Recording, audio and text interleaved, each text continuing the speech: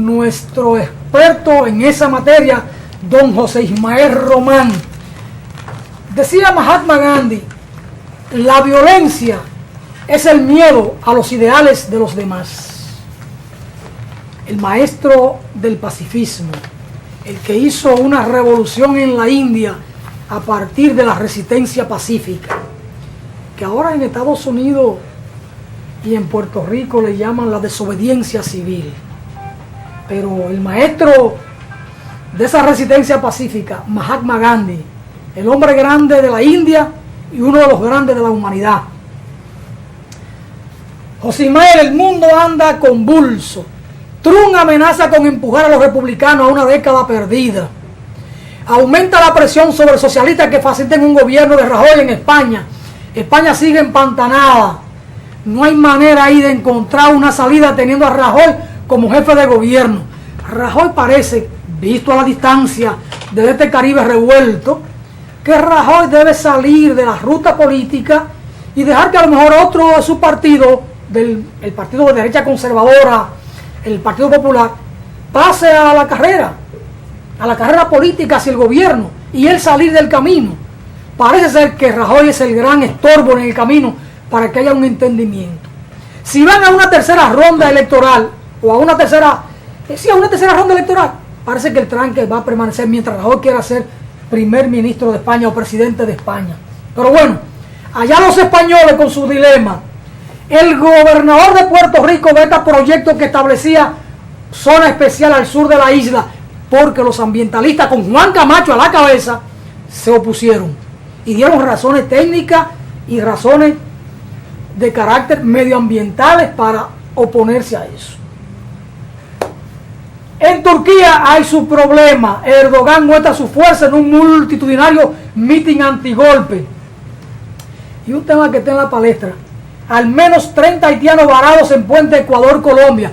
Ya Colombia mandó para La Habana a 14 cubanos, de cientos que tienen allí. Cuba los recibió, lo puso en el tren y lo mandó a su provincia.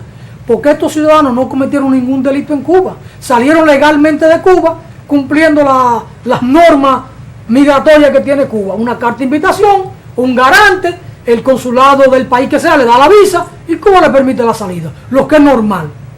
Si fuera de ahí, intentaron cruzar otra frontera, problema de ellos y de los dueños de aquella frontera. Retornan a Cuba, son recibidos. Ya en términos laborales se verá la cosa, que es lo que procede, pero no hay ningún delito según los cubanos y realmente es así. Construyen muro alrededor del lago en Orlando donde cocodrilo arrastró a un niño. ¿Se lo habrá comido? No lo sé. Irán cierra oscura historia de espionaje nuclear con ejecución de un científico. Allí no juegan. El hombre parece que era un espía, tenía información de seguridad iraní y se la vendía a Estados Unidos o negoció aquello y lo ejecutaron. El tipo no pudo defenderse. El Papa, el gran Papa Francisco, el amigo de Narciso, pide responder con bondad a los gestos de odio en el mundo. Al odio, amor. Al odio, bondad, dice el Papa, como debe ser. Cuba recibe a deportados por Colombia y culpa a Estados Unidos de politizar migración. No culpemos de todo tampoco a Estados Unidos. Los cubanos querían ir para Estados Unidos y Colombia deportó 14. Pero aquí llega un montón de cubanos, cogen una yola con los haitianos, rumbo a Puerto Rico. La Armada nuestra, la Marina, pues aquí cambiamos de nombre todos los días de las cosas. Lo detienen y no lo mandan ni para Cuba ni para Haití, lo dejan suelto aquí en la calle, no, ni lo meten preso. Que no merecen cárcel, la deportación. Pero además aquí hemos dicho siempre, la Armada o la Marina Dominicana no tiene que estar persiguiendo a nadie en alta mar, el que se quiera ir que se vaya, que lo persiga a Puerto Rico porque para allá que van. No nosotros. ¿Por qué hay que gastar combustible en una yola rápida de la gente nuestra para perseguir a gente que se quiere ir? Y que se quiera ir que se vaya. Cogieron su yola, buena suerte, que no se lo coman los tiburones. La Guardia Costera de Puerto Rico que haga su papel, si lo tiene que hacer. Obama se toma un descanso ante la recta final de la campaña electoral. Hay quienes dicen que Hillary va adelante, pero que es una candidata impopular y que Trump no tiene como mucho que buscar en la campaña esta. Bueno, ya se verá al final. ¿Cuál de los dos será más malo? ¿Hillary Clinton o el Trump? Los dos son malos. A mí me da igual. Y si tuviera que votar por uno de los dos, porque no es un tercer candidato, votaría por Trump y no por Hillary Clinton. Porque ese guerrerita de la mala. Trump es conocido y es un trompo loco, quizás derrumba el imperio de una vez y por todas. José Manuel, Juan Manuel Santos, 6 años de poder en Colombia, le quedan 2 para llegar al acuerdo con la FARC, y ahí la cosa está medio rara, porque ahora ese acuerdo que se firme, finalmente, habrá que pasarlo a un plebiscito. Había un sondeo de opinión ayer, que conocimos, que parece que el pueblo colombiano no va a aprobar el plebiscito para la paz. Hace un tiempito ese sondeo estaba 56 a favor de la firma del sí. Ahora es 52 por el no y 39 por el sí. Y hace unos meses era 56 por el sí y 39 por el no. Según ese sondeo, las cosas se invierten en Colombia. ¿Por dónde anda la política internacional? Y miren, los Juegos de Río, los Olímpicos en Brasil. Hay mucha dificultad ahí, pero no ha habido una acción de violencia todavía. Michel Temer no se presentó, o no lo presentaron oficialmente como presidente en los Juegos. Parecería que le iban a hacer un gran bu, parecería. Estuvo allí, pero no lo presentaron. La figura fue el presidente del Comité Olímpico de Brasil. ¿Cuál es el cuadro, José Ismael? Bueno, saludos a los amigos y amigas. Gracias de nuevo por la oportunidad de compartir con ustedes esta temática que vamos a apretujar para dar nuestro punto de vista con relación a muchos problemas internacionales. Me quiere decir que te puse muchas cosas sobre la mesa. No, tremendo el mantel. Pero me gustaría comenzar, señores, por el problema del Medio Oriente. Los atentados allá en esta parte de Pakistán, pegado a la India, todos los conflictos que se están dando allí con los talibanes, todas esas fuerzas que fueron desplazadas tanto de Afganistán por los Estados Unidos y toda la OTAN en esa descomposición que hicieron. Lamentablemente fue una acción terrorista que en el día de ayer pues fue bestial en ese país. Pero ahí están los norteamericanos, que son los responsables de toda esa situación. Vámonos un poco a la parte meridional de China. Es ahí donde está el conflicto de mayor, conflicto regional de mayor proporción, que pudiera crear dificultades serias en el mundo. Esto del Medio Oriente, el problema de Siria, cómo sigue la guerra, el papel de la OTAN y todo Occidente, no es tan importante como este que se está dando en el mar meridional de la China, por las islas estas, donde la Haya le dio los derechos a otro país que demandaba, junto con otros, ese espacio. Los chinos dicen, nosotros tenemos 2000 años trabajando en estas islas y no vamos a reconocer esa decisión del Tribunal Internacional. Y manda a su pueblo, lo llama a que se prepare para una guerra popular en el mar, en el agua. Es decir, que ellos están dispuestos a defender eso, y ahí está Estados Unidos empujando, porque hay demasiados intereses, no solo económicos, con gas, petróleo, porque va a ampliar la soberanía de esos pueblos, sino también el problema geopolítico. Y las amenazas ahí son tan serias que es preocupante. Ahí se pudiera dar un conflicto regional. Viniendo de Europa, el problema del capitalismo no es suficiente. La experiencia que tuvo recientemente con relación a la aplicación de las políticas económicas, las políticas, su paquete neoliberal, ellos pretenden mantenerlo. Y no hay un solo país en Europa y en América Latina que no esté bordeado por este problema del neoliberalismo y la crisis permanente. Claro, en uno más que en otro. La crisis política, en el caso de España, que es lo que llama más la atención, el caso de Inglaterra ahora, y la situación económica, pero en España, tú lo planteabas, Alfonso, el problema político allí es serio, aparte de la gran crisis económica y social que hay. No hay perspectiva en el ambiente. La derecha, el capitalismo, ha estado presionando a todos los grupos de derecha, hablo a Ciudadanos, al PSOE incluso mismo, que se denomina de izquierda, presionándola a que se le dé salida para que pueda haber un nivel de institucionalidad en España. No es un problema de Rajoy, es un problema de político interno el problema de cómo se ha manejado la política con relación al problema de la corrupción, el manejo que ha habido, el sometimiento que España se ha permitido de Estados Unidos. Recuerden que Obama recientemente estuvo allí y donde se ratificaron una serie de acuerdos con relación a las políticas que está incrementando y desarrollando la OTAN en el Medio Oriente y en el mundo. Ahí se ha revivido el caso de los reclamos del Peñón de Gibraltar a la luz de las decisiones que tomó Inglaterra. No así en América Latina, que pasó con Argentina, porque incluso el mismo Macri, que es un gobierno que con apenas meses sigue desacreditando, bajando cada vez más su popularidad después de ganar unas elecciones allí, porque las políticas impopulares neoliberales no permiten que la población le dé paz. Y escuchaba a ustedes antes hablar de la penalización de la protesta en todos estos países, como en el caso de Colombia.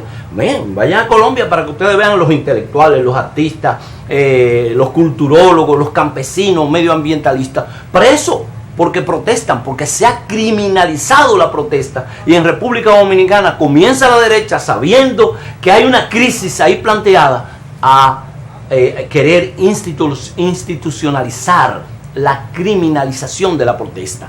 Entonces, bajando así el caso de Brasil, usted me fue a la inauguración de los Juegos. Señores, el boom que ha habido allí, la represión contra la gente, pero ha aflorado una gran situación que hay en Brasil, que es la represión contra los negros y contra los pobres, la marginación, las favelas, la criminalización. Nosotros escuchamos el caso de Venezuela, que tantos crímenes, pero vaya a Brasil para que ustedes vean, o vaya a Argentina ahora, cómo ha ido increciendo la criminalidad, porque la distribución de la riqueza, la desigualdad, todos esos son problemas permanentes, y tenemos una oligarquía que no da espacio para que la gente pueda sobrevivir ante la crisis.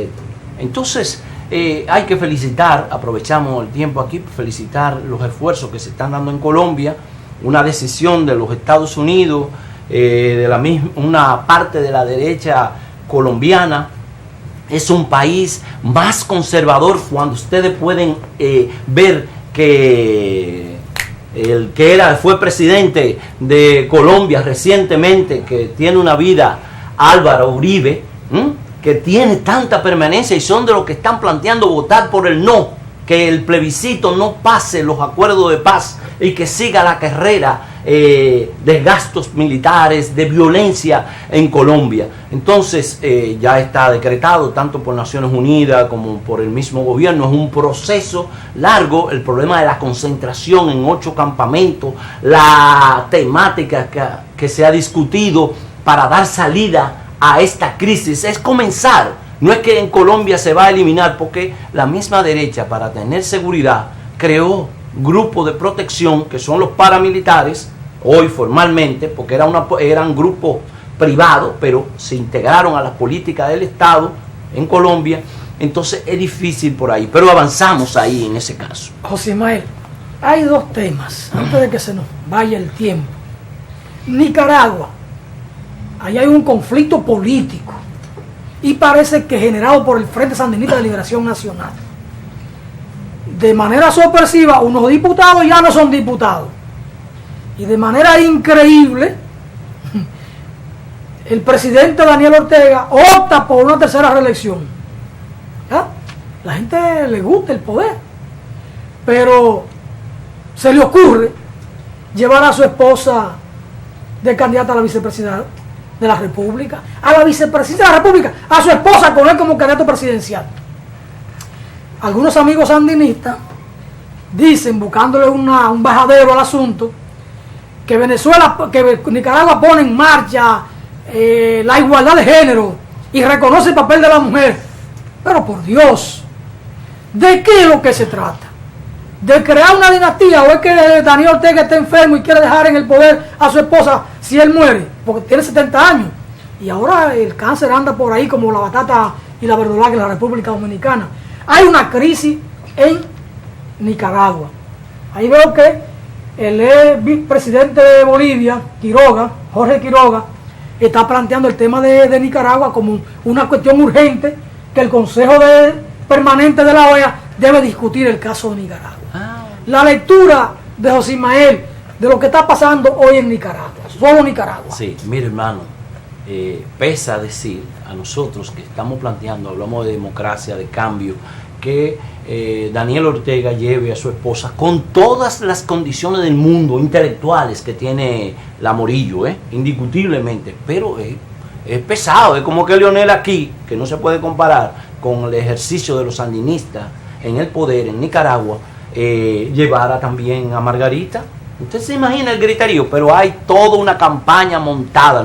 Yo no estoy de acuerdo con esa decisión, pero el Frente Sandinista tiene, con el apoyo de la Iglesia Católica, indiscutiblemente, tiene un 62% de aprobación, y las fuerzas que están adversando están hablando de abstención en Nicaragua.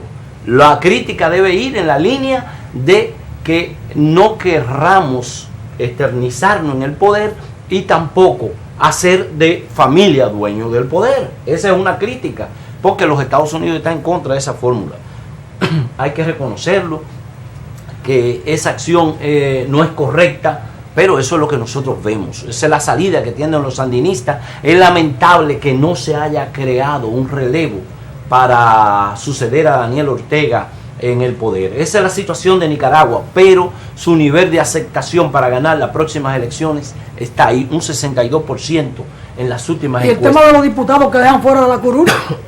Porque es que la inconstitucionalidad que se da y la lucha de poder que hay al interno de Nicaragua, porque tú vas a ver ahora a grupos tradicionales que estuvieron apoyando la guerra, que estuvieron defendiendo en este caso la independencia, la soberanía nicaragüense, opuesto, no desde ahora, eso es en El Salvador también, opuesto a ese proyecto sandinista que está liderando Daniel Ortega.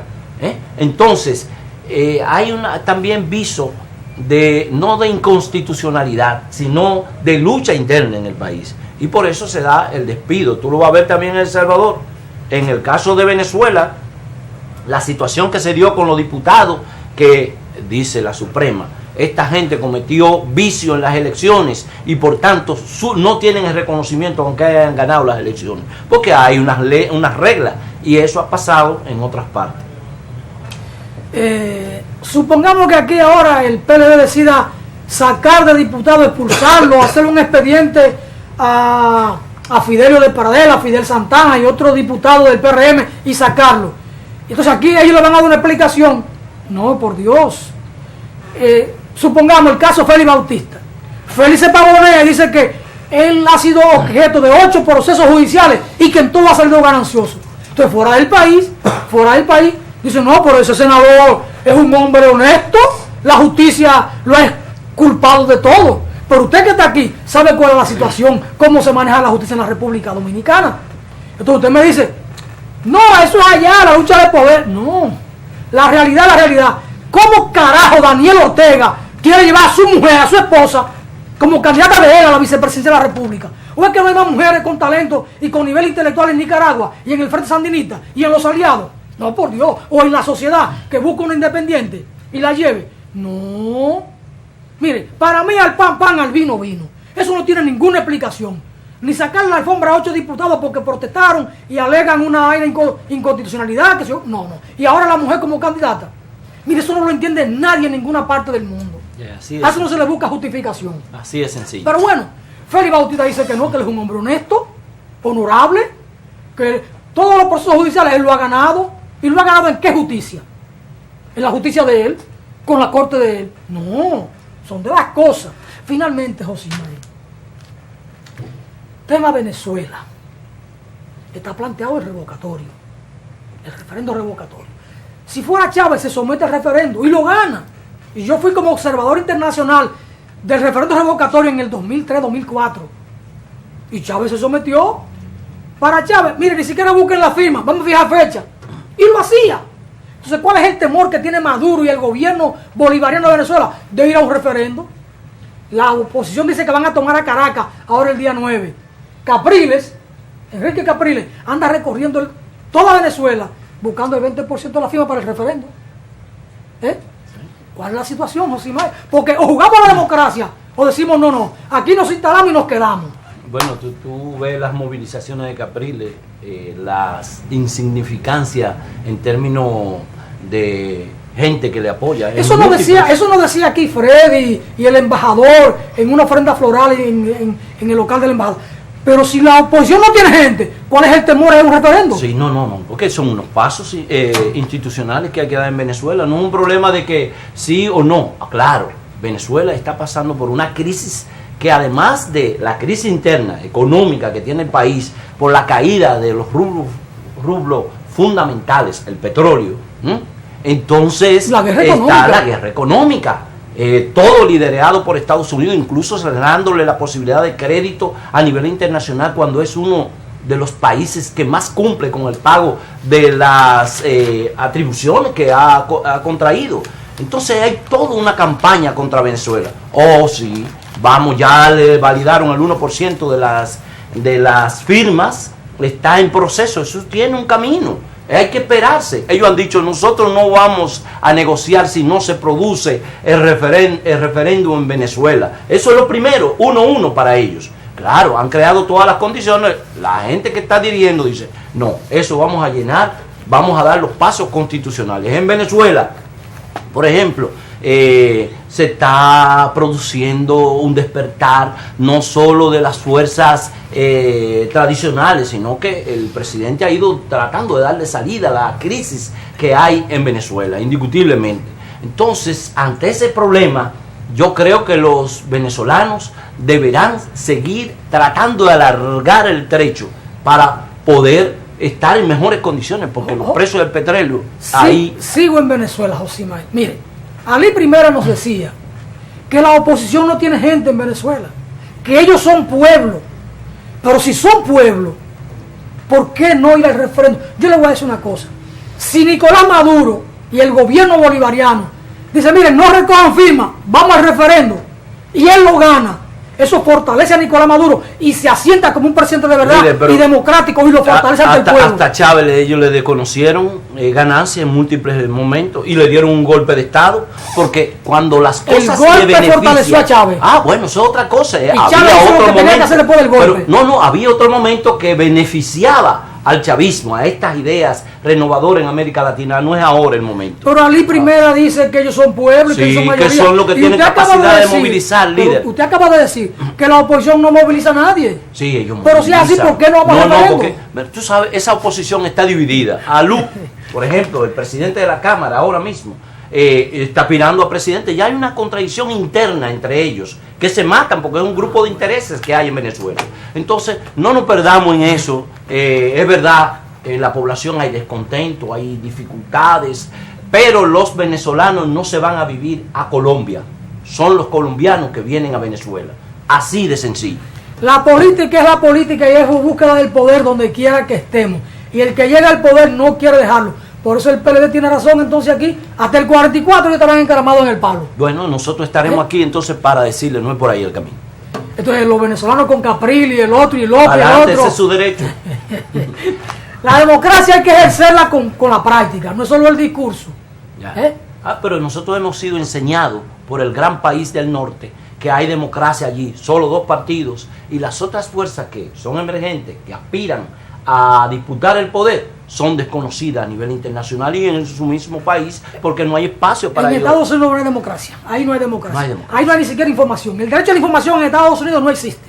Así de no existe. Es una sociedad desinformada, bloqueada en términos de la información.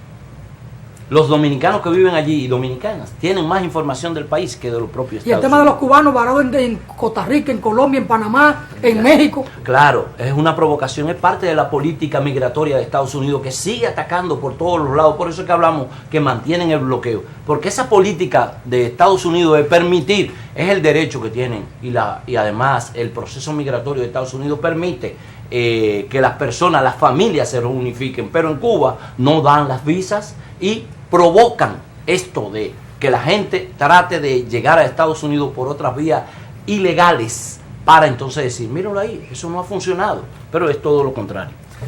Nada, llegamos al final del segmento de política internacional con don José Ismael Román.